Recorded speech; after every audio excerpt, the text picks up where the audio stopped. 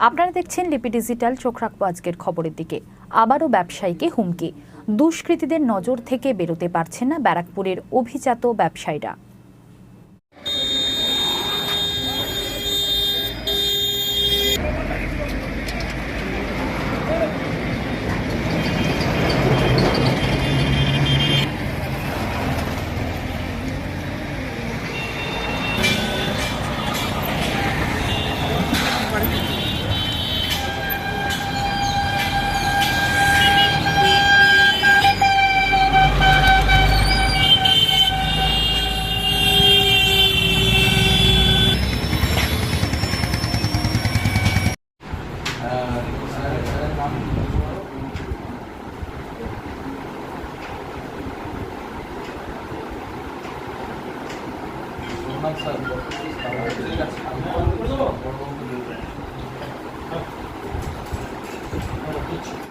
এটা যদি তাকে কেউ হুমকি দিয়ে থাকে, এটা ব্যারাকপুরের বেশ কয়েকজনকে এই ধরনের হুমকি এসছে।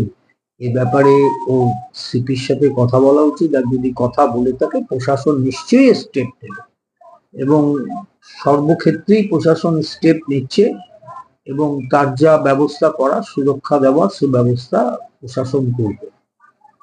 বিজেপির তরফ থেকে অভিযোগ করা হয়েছে যে একজন ব্যবসায়ী শুধু না, তৃণমূল নেতা, পঞ্চায়েত সদস্য, তিনি নিজেকে অসুরক্ষিত হচ্ছে, তাহলে সাধারণ মানুষ।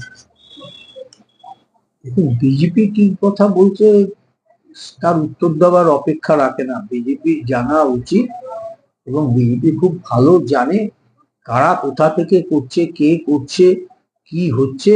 এটা বিজেপি খুব ভালো জানে। বিজেপি শাসিত রাজ্যে একটি জেলে বসে একজন এই অপারেট করছে। বিজেপির লজ্জা হওয়া উচিত। সেই রাজ্যের মুখ্যমন্ত্রীকে, বিজেপির এই এলাকায় যে 12 জন সাংসদ আছে, তারা সেই রাজ্যের মুখ্যমন্ত্রীকে বলুক যে বাংলায় তথা ব্যারাকপুরে এই ডিস্টারবেন্স হচ্ছে, আপনি আপনার জেলকে সুরক্ষিত করুন, জেল থেকে যাতে এরকম না হয়। বিজেপির এই কথা বলা উচিত। বিজেপির লজ্জা করে না যে তার শাসিত রাজ্য, তার জেলের মধ্য থেকে এই ধরনের ঘটনা ঘটছে? বিজেপির কোনো ব্যাপারেই কথা বলার কোনো জায়গা নেই, এরা সেই জায়গা রাখেনি। আজকে তো আপনারা শুনতে পাচ্ছেন তাদের একদল নেতারা বলছে যে কয়লা চুরির টাকা এখন নাকি কাঁথিতে যাচ্ছে, কয়লা চুরির টাকা, গরু চুরির টাকা কাঁথিতে যাচ্ছে, সেখান থেকে নাকি বিতরণ হচ্ছে চারিদিকে। বিজেপিরা কোন মুখে কথা বলতে চাইছে? মানে ঘটনাটা 4-5 মাস আগেও এরকম আমাকে হুমকি দিয়েছে, হুমকি চলছে। মানে টাকা পয়সা যদি আমি না দিই তাহলে আমার ব্রাঞ্চের উপর এফেক্ট করবে, ওরা গুলি করবে। তো এটা 3-4 মাস আগে এরকম ঘটেছিল। আমি প্রশাসনকে জানিয়েছি।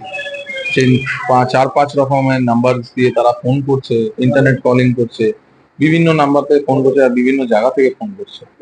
প্রশাসনের কাছে পাঠিয়েছি, প্রশাসন আশ্বাস দিয়েছে যে এদের ব্যবস্থা নেবে।